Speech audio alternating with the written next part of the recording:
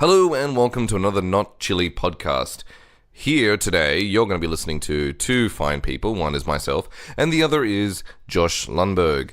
We're going to be talking about the film The Mummy, not the original Mummy film, the one that with Brendan Fraser, and the one that's actually a ball of laughs and not just a kind of an awkward and not so eventful film with Tom Cruise.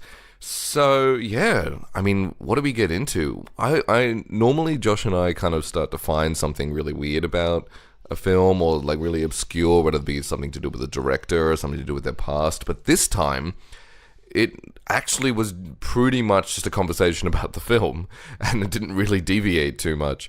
It's just one of those movies. You just got to enjoy it. And that's kind of like the basic part of this whole, I guess you could even call it a review, whatever it is. It's just that we just had a good time watching it, and we just explained what we felt and what we felt about having a good time, what that meant to us in this particular kind of context. So, enjoy. I hope you have a good time listening to this. And yeah, let me know if there's anything in particular you want us to cover. Alright, bye. It's effectively used, and it's exclusively used for storytelling. Mm-hmm. So there's no, and then there's that CG shot. It's just they use the CG to make the story work, which the story wouldn't work without the CG. Oh, no. That's the type of film that it is. Whereas it's not like massive explosions and star destroyers and stuff like that. It's like they've used it to tell a tiny, tiny story. Okay. Well, that's not the movie we're talking about. Oh, okay. No. I mean, like, thanks a lot for, not going on to the point and ruining this podcast already. Because I didn't tell you that we were rolling. Yeah, you did a Clint Eastwood there. Yeah. I always do a Clint Eastwood. One time, this is actually one I did recently with Tom. I rolled, and then I had to get something in the other room. I was like, oh, I'll grab a drink or something, and I went across, and I'm like, it'd be weird coming back and being like seeing the waveform and being like, what did Tom say while I was outside the room? Did he leave me a secret message? It wasn't. It was blank and a bit of a... I was like, he was typing on the keyboard. I'm like, man, you could have left me a cool message. Being like, I think he even knew it was rolling too. What a jerk. Yeah, how boring. Yeah, I hate Tom. Oh my God, we have a whole hate speech against you too. Really? Yeah. I cut it out, and I'm going to send it to you separately. What did I do? Nothing. That was the whole point. It's only funny because it didn't do anything. It wouldn't be funny if It was just terribly hurtful. It was just we hate that. How much we hate you. Mm. And we're just... It was a test to see if I listen. Yeah, that's right. All the views. No message from me. It's either passive aggressive or I didn't listen to it. Yeah. Fuck yeah. Yeah, that's a good point. Maybe I will leave it in there. Think about it. Shit. What I might do, other than cut this little bit out, could you put the microphone, mimic my one? As in be like your microphone? Or make my microphone like... Bit more like that. That's what you want it. Actually, that sounds pretty good. Yeah, I'll leave it like that. I mean, maybe if you want for you need to brush your dead cats.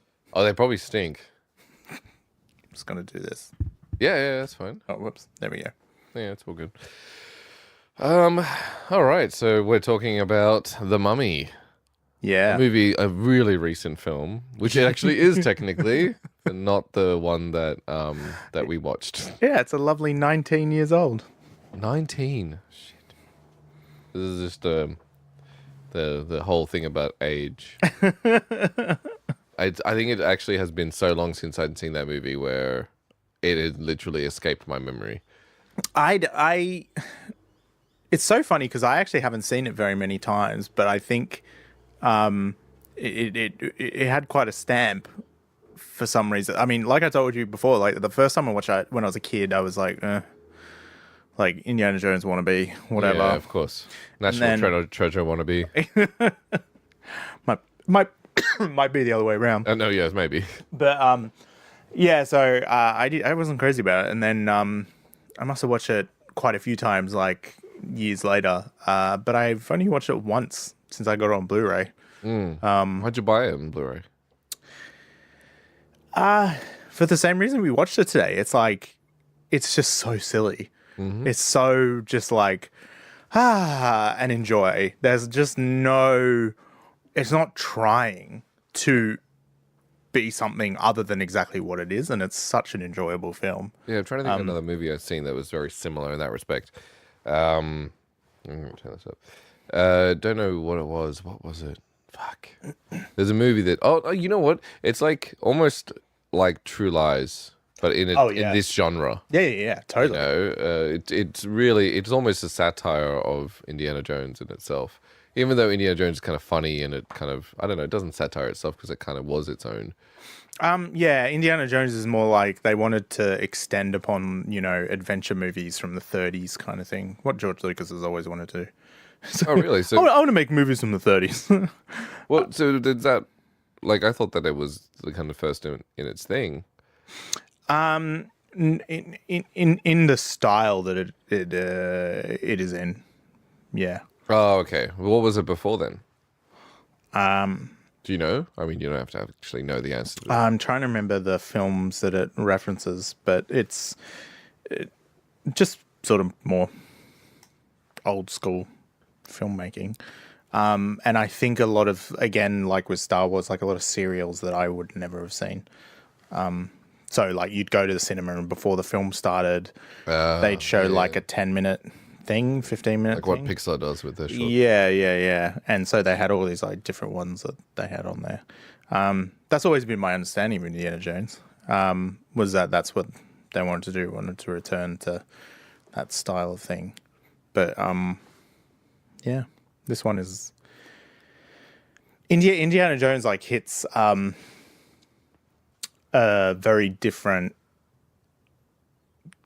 The characters are just so different that I think it's really difficult to compare it. No, you can't. Other than like Their treasure adventure. hunting and they're having an adventure, and you have you save the lady who's fragile and all that stuff. Like in Indiana Jones, his entire thing is like it belongs in a museum. He's someone who believes in doing the right thing with these things, as opposed to Brendan Fraser's character, whatever his name was, sub with G. Yeah, O'Connell. O'Connell. Yeah. And that's the G. Yeah, go Connell. And yeah, and so that's the thing. Like when I first watched it when I was a kid, I was like, Indiana Jones comparison. But now when I watch it, I don't quite seriously. I don't even think of Indiana Jones when I'm watching it. It's just they're just so different, and I think that's why it's so fun and silly in a different way to how Indiana Jones is. Because Indiana Jones likes to hit really, really dark notes in all three movies. They hit really, really dark things. In the first and third movies, it's like a lot of the Nazi stuff, and in the second movie is like really screwy. It's really messed up, but it's certainly more serious. Totally, I mean, this is so tongue in cheek. Yeah. Which we should probably just follow our formula, right? Let's go technical and then branch into like performance and stuff like that. So technically speaking, I mean, one of the big topics here is the CGI, which is outdated, but still really like, functional. Obviously you've played that game.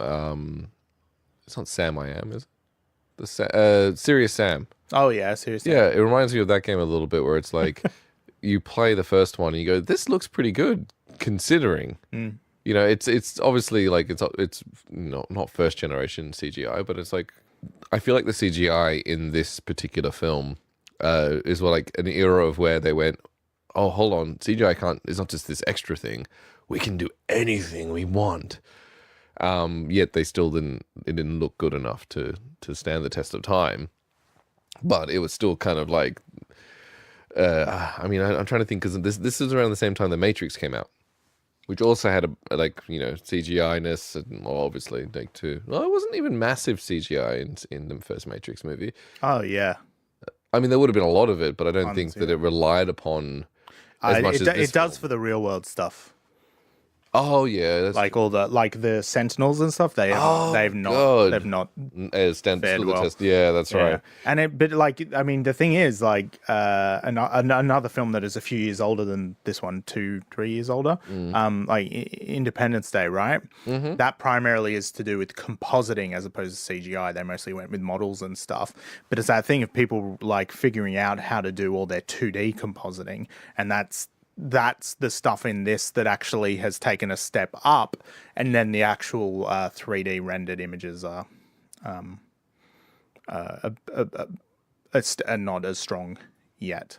And Yeah. it's that thing of like, It's what is it? What would it be? Processing power and computer power? Because like imagine every line that has to be added to each particular frame would be a much bigger deal in that time it in comes down 1999. comes down to so many things. Like people weren't changing the way that they were making film in order to allow for what they were doing with the CG, and that's why you see a disparity. It's like there'll be a scene that's lit better for CG in that film, right? Yeah. Like I think the first time that you see the Mummy, when it's sort of in that dark bluish light, there's a couple of bits where it's like, wow, that looks almost like an animatronic, and then in other scenes, it's just not, where it's soft lighting. You know, there's no hard lighting in the scene. It's not as good, and it's because that shadowy, that sort of cloudy day look, you know, where there's no hard shadows. There's a great thing that Neil Blomkamp, the director of District 9, and Elysium and Chappie, and apparently now a RoboCop movie. Interesting. Yeah, he was supposed to be doing an alien movie that got axed. And it's one of the things that he says about CG is if you have a low budget, or if your shot isn't, if you have a low budget or what you want to do is fairly complicated, add hard lighting. And he's like, look through my films and see how often it's like bright, sunny, harsh day. It's easier. Right. Because if you have hard shadows, things automatically sit into the scene much better. Whereas you have soft shadowing, and in games and things like that, what you would call like ambient occlusion, which is where something shadows on itself. That stuff is really complicated to get right, and it's why you see any shot where the lighting is high contrast.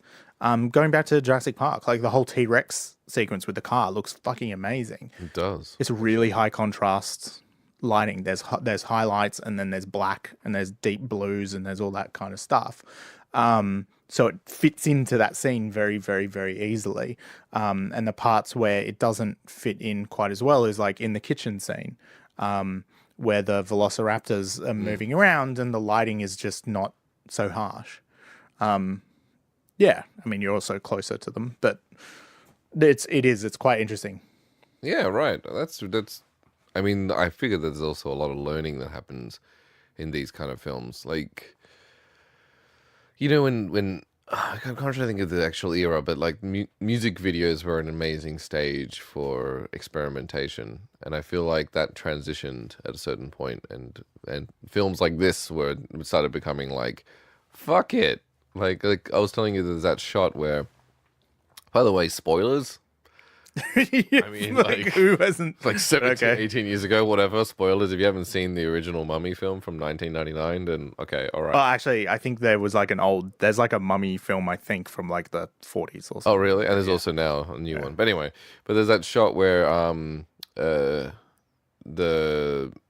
pharaoh's wife that should not be touched by anyone else or whatever, you know, where her dead body's laying there, and it's not her corpse, but this is where the spirit is coming in right before like the procedure fails.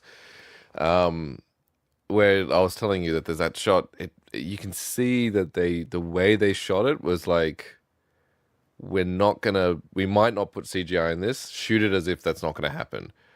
And then they did this motion, and she wakes up at the right time, and the story's told. But then you could tell they went, okay, you know what? We have a little bit more budget. Let's just make this little wispy thing come around. And I wonder. I think it's actually. I think it's more shot like, let's make this as easy as possible for the CG team. Yeah, Because I just can't imagine a scene like that. I can't imagine a director being allowed to shoot that at that time without storyboards that show the ghost. Do you know what I mean? Yeah, yeah. Like, and then going, hey, I want to put this stuff in, like, so phenomenally expensive. Well, especially back then. And remember our guesses were way off. $80 million. Yeah, my God. Like, we were thinking, what, 40-ish? That means like if it was made today, that's like a over $200 million film, not in currency. So again, when we talk about how, because budgets have blown out totally disproportionate to inflation, it's like you see Spielberg go off and make some big ass movie, and it's still like, oh, he made it for 100 million, but a different director makes a similar sort of film, and it's like 300 million. You're like, Yeah. why is that costing so much money? Like, Actors. no, not even anymore. It's like like for the first Avengers film, and that was a $220 million or $50 million budget, I think.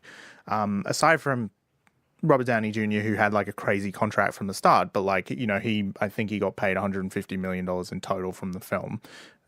Including all the... because he has gross. Yeah. And Fucking hell. but the second highest paid person was Scarlett Johansson, and she got $4 million. And then below that, the highest paid people were Oh, that's so fucked. the sorry. highest paid people were Chris Evans and I can't remember. Two of them got paid the same, and they were $500,000 each. So it's not like the Star Wars. The Star Wars cast from new Star Wars movies, they get paid like $150,000 per film. It's not some obscene amount of money. And bearing in mind, then like on top of that, you're signing your likeness rights away and all this kind of stuff. Yeah, that's why it's not like you could do 10 ads and you'd be getting a similar pay. Yeah, you're not getting the same career profile. But I mean, that's the thing. It's like, Got to be more than that. It's got to be like, well, then I guess imagine there's like post the film's released, and there's obviously marketing, and there's going to be like, there's got to be a bunch of other financial incentives, like promotional work that you do. Mostly to do with career advancement. Okay. It really is. Wow. They don't get paid like I said, Chris Evans, he got paid. I totally want to look this up, only because, not because I don't believe you, but because I want to know how much the cast of Star Wars got paid. But yeah, I'm pretty sure Ridley and the other ones, like the Harrison Ford and oh yeah, well that's different. they got paid like $5 million each. Yeah. But the new two, they got paid like because I know somewhere between 100 and 180,000. I know that like I understand that the reason why Harrison Ford gets paid so much for a much less screen time than is because like you value it in fandom, right? You know who Harrison Ford is, and he's going to bring in this much money regardless, and that's why he gets paid that much. But it's still Carrie Fisher apparently got paid like bucket loads. Oh really? Well. Good. Yeah. She deserves. Oh yeah. How much did the cast of Star? Well, you'd have to look up Force Awakens. Yeah, of course. I understand that they'd probably get paid more. I just mean if you say Star Wars, it's just going to give you like 30, 40 years worth of pay. It's true. And it'd probably be pittance. Oh, wow. Amazingly, Harrison Ford is reported to have made $34 million for The Force Awakens, plus 0.5% of the film's profits. Doesn't say net or gross. Probably net. Doesn't matter. Like, that's still even No, it $34 does. million. Net, you don't see it. I just mean to say that $34 million is already like... Yeah, it's a bit of money. That's more than the $5 million that you're thinking, you know. I mean, this is like... I don't know how legit this website is, because it's like called surepay.com. Newcomers made somewhere between $65,000 and $125,000 for their roles in episode 7. Carrie Fisher made a little more than $2 million, and director J.J. Abrams made $6.8 million. Jesus, a lot of the money goes into the film these days. Yeah, no, that surprised me. I mean, I understand Harrison Ford pulled a big, like, I mean, mind you, he pulled 5 times greater than Carrie Fisher just then, but that is a suspiciously high number, though. Yeah, I wonder if there's some kind of, inaccuracy. Like, I believe like $35 million after any type of box office sharing, but that's an obscenely high number for. But then again, it's like the film doesn't work without him. That's true, and his agent would have known that, and he absolutely 100% didn't want to come back. So he's said in numerous interviews, they're like, so why did you come back? He's like, money. Yeah. The offer was like crazy, so it's probably true. Yeah, there you go. in that ballpark. So Anyway. that's kind of what we're saying about this, the Mummy film, is that like, I mean, Brendan Fraser wasn't in his peak, I guess, or maybe he was. No, I'm pretty sure that's the film that like was But part of like launching him. yeah, I think so. I feel like that's what made him famous. So Rachel Weisz wasn't really anyone, and the no, others were. Sorry, we're talking on a global stage, by the way. Rachel Weisz was already a relatively known actor in Britain, I thought, and John Hannah was definitely a famous actor in the UK. That's who plays her brother. So, yeah. yeah. So that, I guess you're in this instance, you're saying that it's unusual that the money wasn't put into that so much of the money was put into the film. Because in today's day, that's what they do a lot more than I imagined, which is also what I find really interesting. Because it's like when we talk about these big Hollywood films, and you think about how much CGI works goes into them, like I always thought that it would cost less to build something digitally in today's day and age than it would have back, well, like even stages and stuff. I imagine. I mean, is that wrong? Am I thinking like incorrectly about the amount that it costs to make a CGI world? And I think I don't know. I think a lot of it comes down to just really, from what I understand, a lot of it really does come down to a lot of producer nonsense. And what I mean by that is that a producer lives in a very real world kind of place. And this is from like VFX industry people I know and talking to them about the real cost of things and all that kind of stuff. And when I've had chats with them, it's like they go, no, don't build that set. That costs this much money. Whereas people know that they can take the piss with the CG people. They can brief them for X. right, And then they can push them. Yeah, I know that we said that we wanted 6 buildings in the shot, but it can be 86, yeah, Like and it would come down to the supplier of the VFX, but a lot of them will comply because otherwise you just lose the job, right? So, especially because of the world, how global it is. yeah. You could just call up, was it Weta or whatever, and just be like, hey guys, could you guys do it? Because this other company that doesn't want to do it won't do it. And so, yeah, right. Yeah, it's kind of interesting. I mean, I'm sure Weta's are really expensive these days because now they have they've done so many incredible things. I think that they wouldn't be that cheap. But yeah, I think that it's such a how long is a piece of string thing. I mean, that's something that we've encountered working with visual effects. Like when we go to one of the visual effects people we use, and just everything has to be so specific. And that's the thing. I don't really get how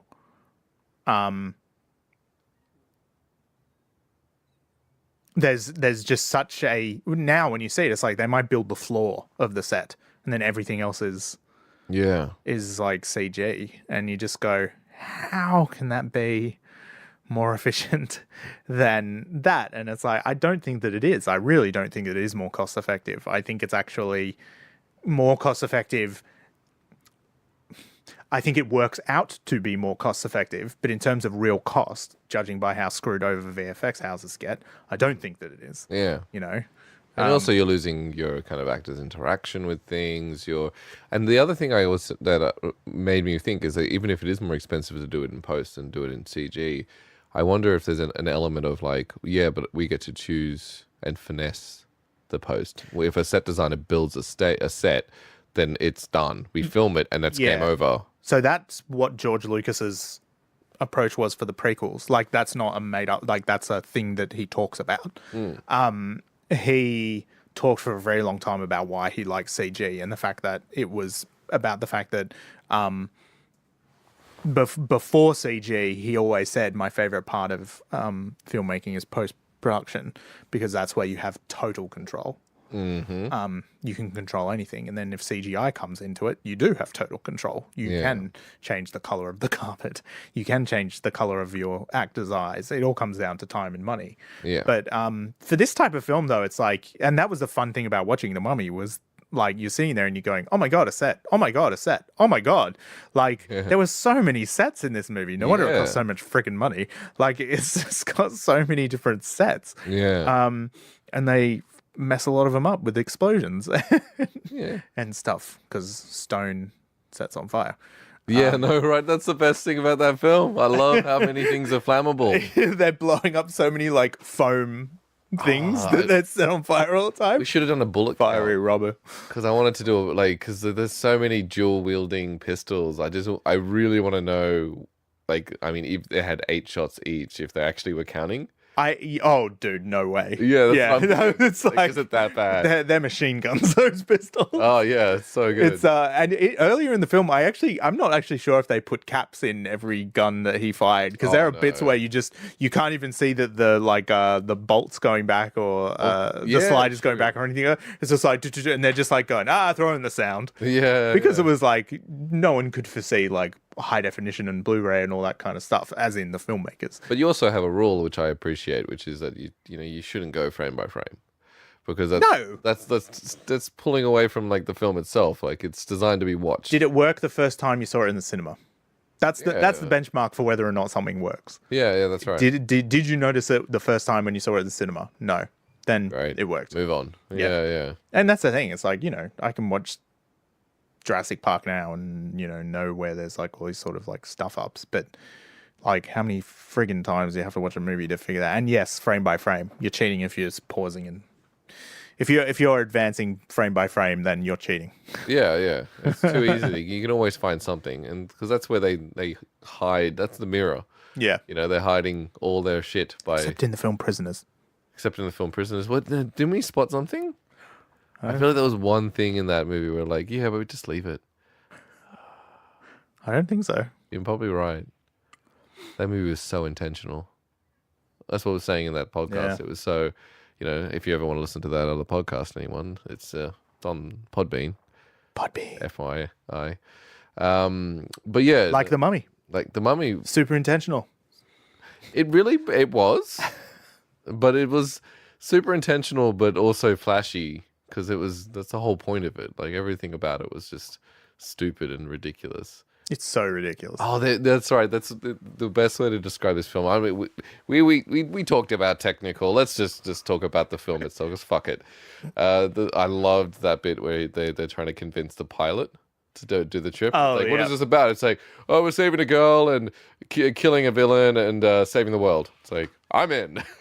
Like, there's the movie. That's the elevator pitch. It's no, and then what's and the landscape is also the elevator pitch. Yeah, you show the producer. Look, we're in a desert, and there's some English dude there, and we got an era of what these people look like. And then he says, "We saved the girl, we saved the world, we killed the bad guys." Okay, cool. Here's $80 million. Enjoy. Here's $80 million. Oh, as long as you don't hire too expensive of actors. Because this is going to cost us a lot of money to do CGI, because we haven't figured out the CGI thing yet. No, you can't have Tom Cruise. No, wait another 20 years and then I'll give you Tom Cruise. And it will be a better movie. I haven't seen it. Did you watch it? Yeah. Was it really bad? It breaks the worst. It commits the worst crime in cinema. It's boring. Okay, I was gonna say, come on, there's gotta be something amazing. Like, it's, it's also it doesn't make any sense, and they have these weird sort of sections throughout it where they're trying to like Brendan Fraser up, Tom Cruise, and he just doesn't up. He's not that. He's not a funny action star. He's a serious one, right? That's why I see him. I think he can be like Ethan Hunt has really funny moments, and that's the thing. But they don't. But they were just like it felt like they changed up that film like 50 times during the like they must have been recutting and re-editing. And but I also think that Tom Cruise and Ethan Hunt in Mission Impossible, there are funny moments, but he's not a funny character. No, Fraser is a funny guy. He is, but it's like they like you go in and you go, oh, okay, so this is a serious tone mummy movie, and then it'll be like 40 minutes in, and then suddenly he says something, and you sort of go. What? Yeah. That's so out of character. What? That's out of the tone of this movie. I don't get it. Anyway, that the version of that trailer where they forgot to put all the sound in, that's far more entertaining than the film itself. Oh. It's sad. I mean, that's a ton of money to go on a film that wasn't very good. It could have been sweet, and also like Russell Crowe is in it as Dr. Jekyll. Oh, really? And Mr. Hyde, and it's like. whatever. I'll watch anything with Russell Crowe. I love Russell Crowe. I do like him as an actor, but I haven't seen enough of his movies. He's good. He's crazy talented. Oh, was it Too Tender Humor? That was probably the last one I watched with him. Really? Yeah, that's how long It's like been. 8 years old. Yeah, yeah. And that's what I mean by I haven't, but I love that film. It's kind of weird. Yeah. Though he does sound like a mumbler, which as a sound yeah. recorder, really, I'm not a big Get fan. over it. Do your job more good. Let's talk about a podcast. I'm like, come on, man. Projection, clarity. What is dialogue? Dialogue's about like storytelling. Fuck. Anyway, I'm not. He might not be like that. It might just be. It's just as a common Maybe it was trend. the direction that he was given. That's the case. I've been working on a TV show and I've had the director go up to the actor and be like, could you like gritty up the voice and like lower get quieter? Absolutely, I can. I'm Batman. Just like, See, I told you I was going to make a really, really good hospital drama. You have cancer. But it's all right. I will save you. yeah, that's right. Yeah. Yeah, So The Mummy. yeah. Always on tangents. The performances are just absolutely enormous. Yeah. And the way that every character is introduced is just perfect. Like the way Brendan Fraser is introduced is like that line, the dolly shot going down the row of guys after the commander has run off. Yeah, yeah. And then it arrives on him and Benny. And it's like, what happens? He holds his ground and he's in command now. And then Benny runs. You're like, and he doesn't. He stays and he shoots, and then he slowly falls back. And you go, totally understand who his character is. Yeah.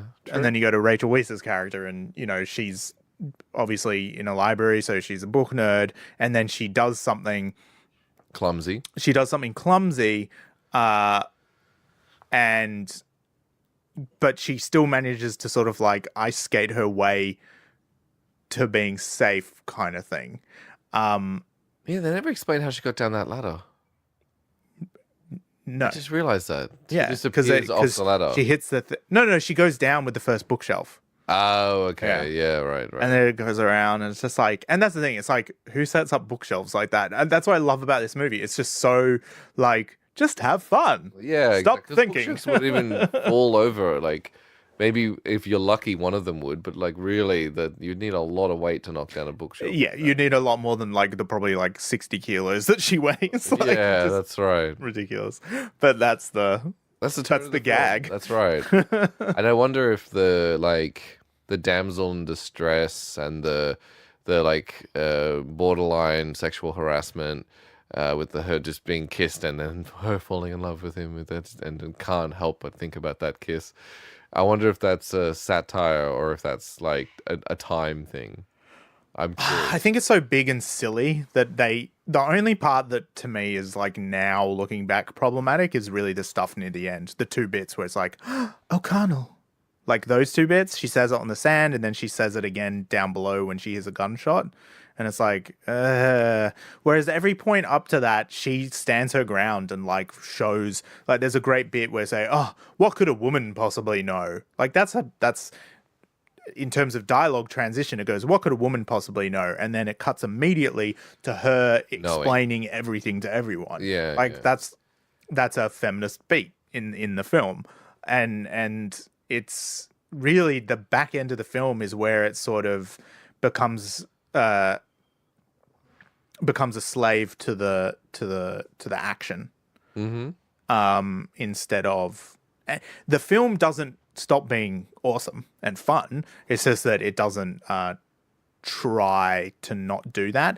But having said that, who makes the decision to go with the mummy to risk being captured? Right? She does that. That's her decision. And that's what she wants to do in the belief that she'll get saved by primarily O'Connell. I don't think she has very much hope of her brother helping. No. But I mean, obviously, all this can be argued because, like, you can tear it down even further. It's like, yes, she's the one that sacrificed herself, but she's also the femme fatale, and she plays that role. Oh, she's totally that. Absolutely, but no, I don't think so because she's never like all of her sort of like screamy, scared moments aren't to do with the mummy. They're to do with the female mummy. Yeah. right? And that does make a difference. Like, she's not there standing screaming like, King Kong's about to eat her, being like, "Oh my God, save me, please!" Like, it's not like that. It's like, it's this thing to do with love and like taking her body and becoming it, and it's a woman that's doing that to her. So I think there is this sort of thing, but like, I wouldn't be surprised if the people who are writing it did think about that. I find it hard to think that someone would forget that they were doing a damsel in distress thing, because they totally do. Like, they do, but I think that there are things that undermine the annoyingness and predictability of it from in the terms of not giving her agency. No, I get what you mean, and that's why she gives herself up, I think. I still believe it's a transition in time when it comes to, like, we're certainly not there in the late 90s to be able to be like, yeah, because once again, it's if a film has to make reference to feminine tropes so obviously like this does, it's it's a sign of the times, not necessarily the film itself, but of the times being like, yeah, if we have to poke fun of how ridiculous of a statement it is to say a woman doesn't know anything, and then we have to do the exact contrast, it's saying something, and the fact that we have to say that is a sign that there's already trouble on around the horizon, whether the writers wrote it like that or not, whether they wrote it in the capacity of like, women are pretty dumb, except for this one. But that's just the whole of human history. Like, no, you're right. No, and I'm not. There's not. I'm playing with that. I know the times. I know like that. Feminism has obviously come a long way in the last 10 years. Not even the last 20 when this film was around. And it still needs to come a long way. I'm not suggesting that it's done or there yet. But I just mean to say that I think I do wonder the intentions behind the writing. And where it lands, because you make some good points that she does kind of take charge of her character. This character's bestowed upon her, where she's already kind of inevitably going to be falling into the trap that is, the tropes that is the female, but she's in a satire based project. So like the film itself is a satire on genre about saving the damsel in distress, and she does excel in things that she wouldn't otherwise. So there's an argument to be made on both ends of that spectrum. But I think the thing is, do they do the trope stuff? Yes. Do I think they get away with it? Also, yes. Okay. Because of the context in which they put it. Yeah, it's true. Which is just it's just not serious enough for it to be like, it's not serious enough, and they give her so many moments in the film where the character takes agency over her situation. And I think that's why it works. Also, despite it being a good gig and all that kind of stuff, like, I don't know, I just can't imagine Rachel Weisz getting involved in something that she didn't respect. Mm-hmm. No, I find that pretty... I mean, it could be a cash grab. Yeah, I mean, that's the only thing I could possibly think of. Not that, by the way, that's not like saying a negative thing about an actor. Like, that's, no, that's of course, you got to make your dollars. Yeah, that's right. And it's a launch pad, and it's all these fantastic... Yeah, why do you think a lot of people who do like stereotypical terrorist, roles in films as like a... maybe there like are way more like Arab things like that are like problematic in that film than anything to do with women. There's but that's the thing that's annoying is like that guy's character, the Egyptian guy that they take along, and he gets like eaten first by the first scarab, the fat guy. Oh yeah, like it's just he's funny and he's disgusting, and that's what makes it okay, like it a beat that you don't care about when he dies and all that kind of stuff. But it's like, it's a bit annoying that he's like the only Arab guy in that group. But oh no, there's a lot of things wrong in that. Like, once again, it's a thing of a time. It's a thing of like an era of the way that we describe it. It's a satire in itself. But it's not just that it's the 90s, it's that they're telling a story from the 30s as well. Yeah, that's right. So it's like this double-layered thing where it makes it quite complicated to see where the prejudice comes from. Yeah, and that's why I would never argue to say that this film is like totally fucked up, and No. like because it is displaying an era of time. It's never sold as a film to try to break barriers. It's not like you've seen Breakfast at Tiffany's, yeah? Oh yeah, oh my god, it's not whatever his name is, who played the Asian character in that, right? It's that buck teeth, and he's also like he was a really well-known, famous actor in the 60s. Yeah, that was it's driving me insane who it was. Anyway, you keep talking, I'll look it up. And like there's not a single frame of that in this film. You know, that is literally we can't give an Asian person a job because we don't hire Asian people, and then on top of that we're going to depict them in a really disgusting and horrifically racist way. So I think that's just like that's where there's a nice 30-year difference there, or almost 40-year difference, that I think that demonstrates a lot of growth in Hollywood. But Mickey Rooney, isn't it? Rooney. Yeah, Mickey Rooney, that's right. Holy shit. Like, what else? In an otherwise fucking great film. It's like, every time I go to watch it, I'm like, that's right. Mind you, I could barely understand him in that film.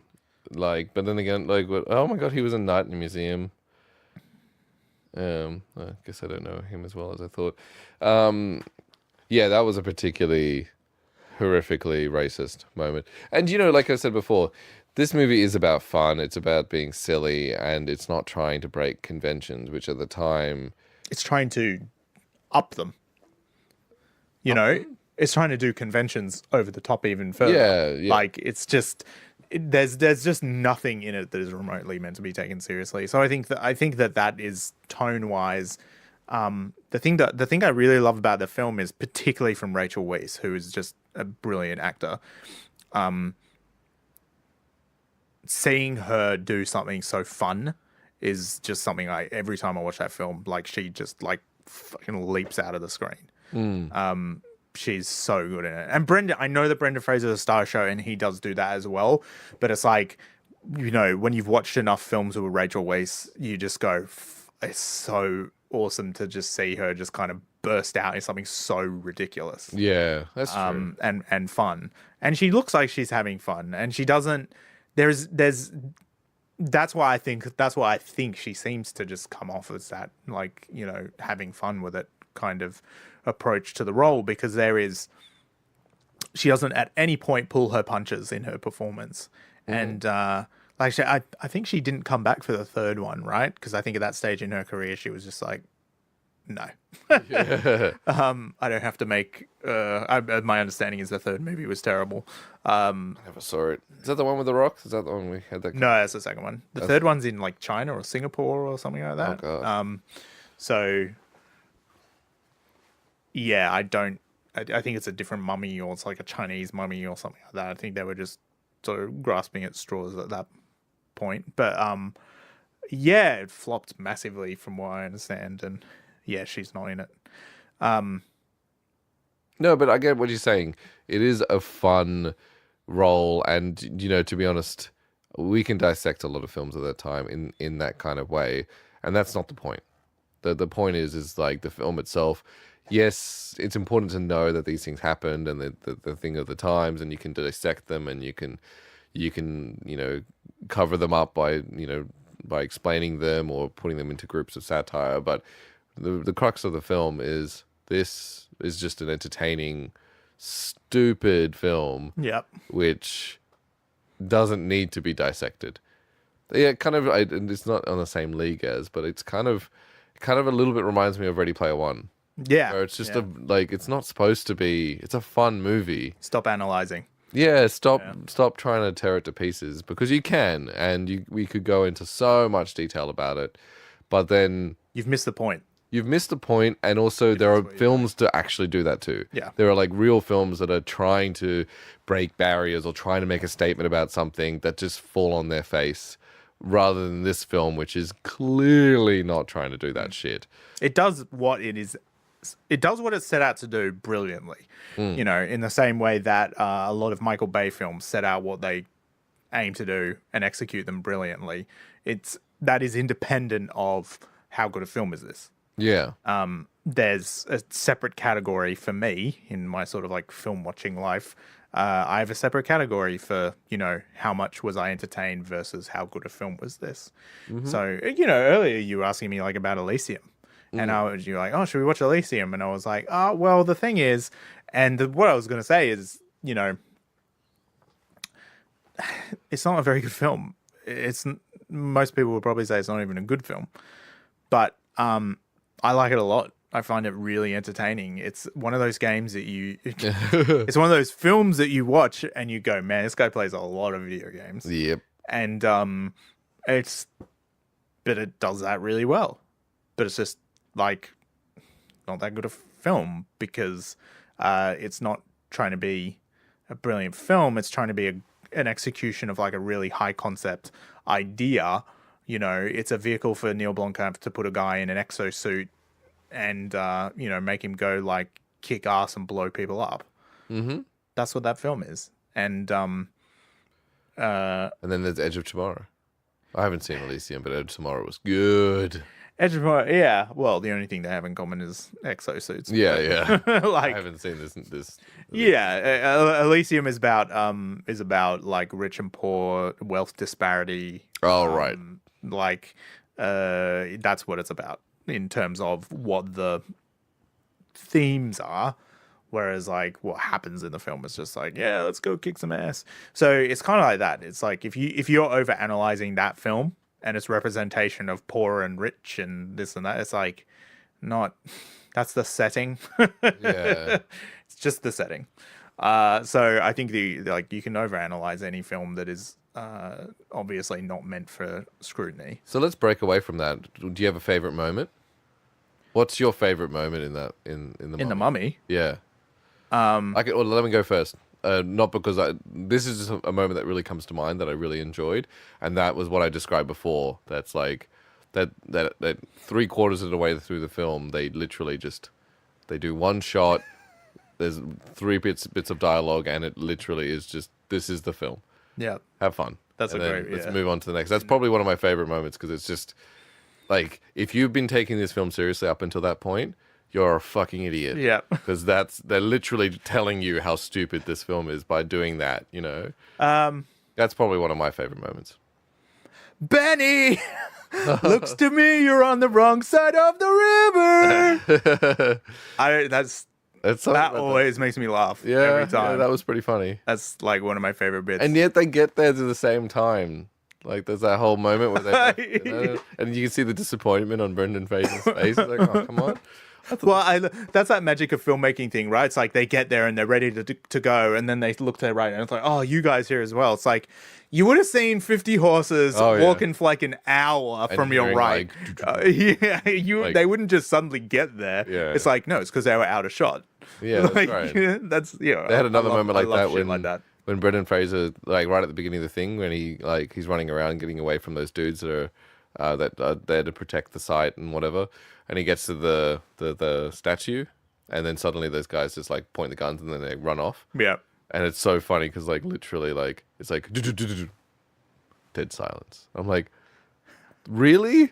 Do these horses just like take off and launch from the ground silently and fly off into the distance? It's about perspective. It's a sound from his perspective. Yeah, let's break down this film more. Let's do that thing that we said that we're trying not to do. So you think, is that one of your favorite moments?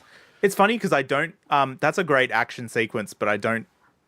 I think that is the closest thing in that film to sort of like a slowing of the pacing down. It gets a bit slow before that action sequence on the boat. So I'm not crazy about that bit, but I just love that line is just it summarizes perfectly his relationship with this Benny guy. Like, he's just such a piece of shit. And the guy that should have been shot in the face like 8 times, and he would have like kill one person, save 1,000 kind of shit. Absolutely. I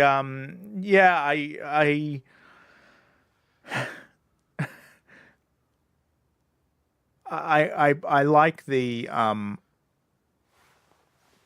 and yes, sorry, also the bit where she's up against the wall And this is another one of those perspective moments, actually, where she's up against the wall when the mummy's like first been unleashed and he's just gotten his eyes, and she's standing there staring at him. And Brendan Fraser runs up to her and like grabs her arm and is like, "Come on, let's go." And then he looks, and the mummy is like just to his left. How did he not see it? Yeah. But like the mummy's there off to his left, and he looks at it, and the mummy's like, "Rah!" And then Brendan Fraser goes, "Rah!" Yeah, like back at him. It's just that was pretty good. there's just so many like comedy beats in that movie. Yeah, so you don't have a favorite?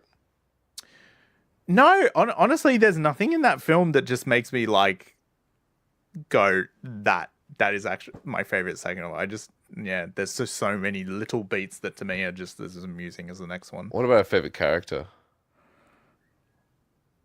I would say Rachel Weisz's character, to be honest. Like She's pretty good. I kind of liked final act is just not enough of her, but yeah.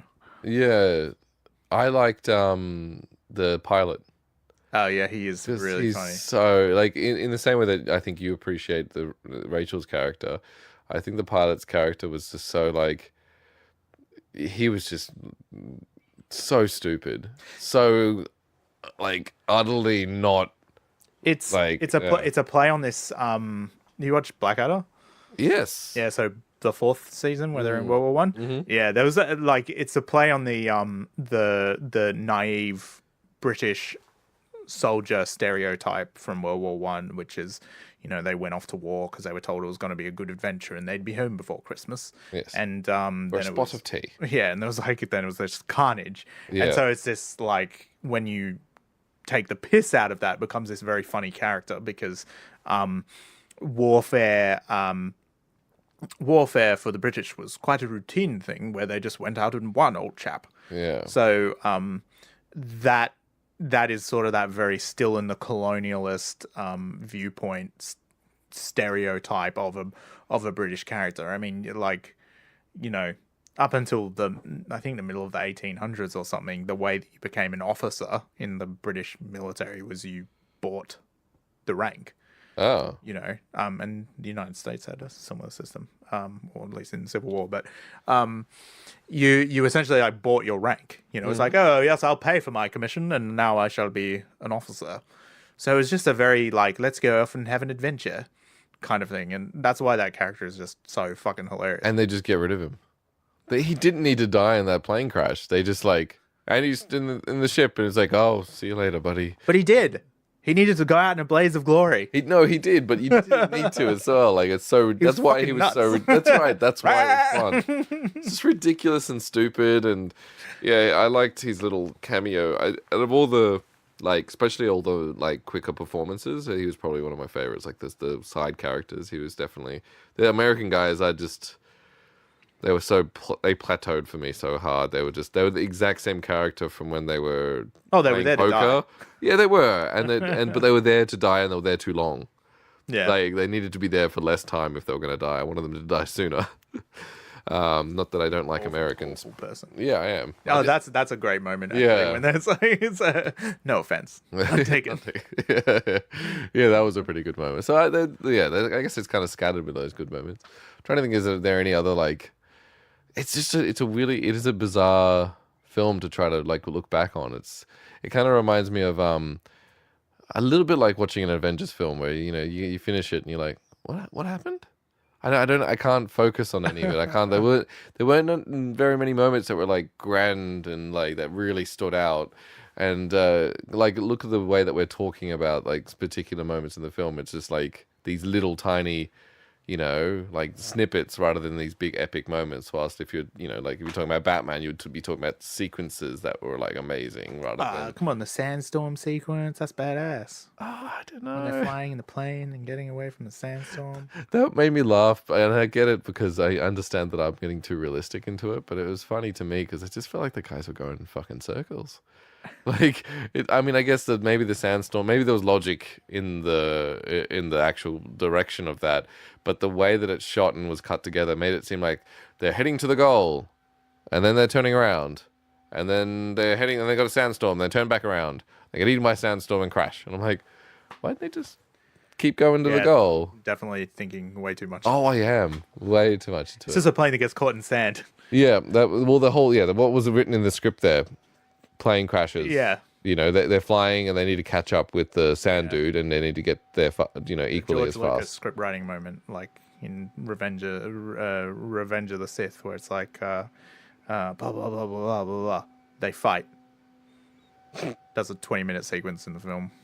They fight. All right. Well, then I guess. Yeah. I mean, what else is there to say about this film? Is this fun? And honestly, if you're some weirdo that has not seen this film, for which you should be judged, just watch it. It's ridiculous. So silly. It's Have stupid fun.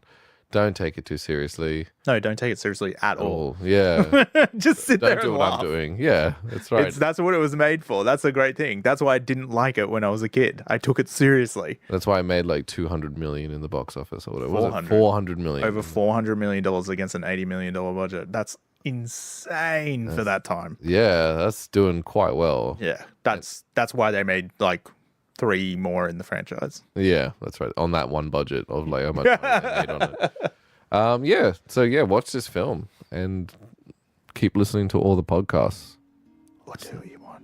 Or that's right. Or just don't listen to Bill. don't listen to me. But I'm in control of this, so I'll just cut it out. Damn it. Or maybe I'll just make you say some shit. I don't know. I'll see if I can be bothered. Like put my voice backwards or something. No, just take- Whoop. I'll take words out and add them in to make me say whatever I want. Beautiful geniuses. Yeah. That's exactly right. Thanks for podding with me. You're welcome, pod friend. Thank you. This is an ending transmission. This has been BBC News. Good night and farewell.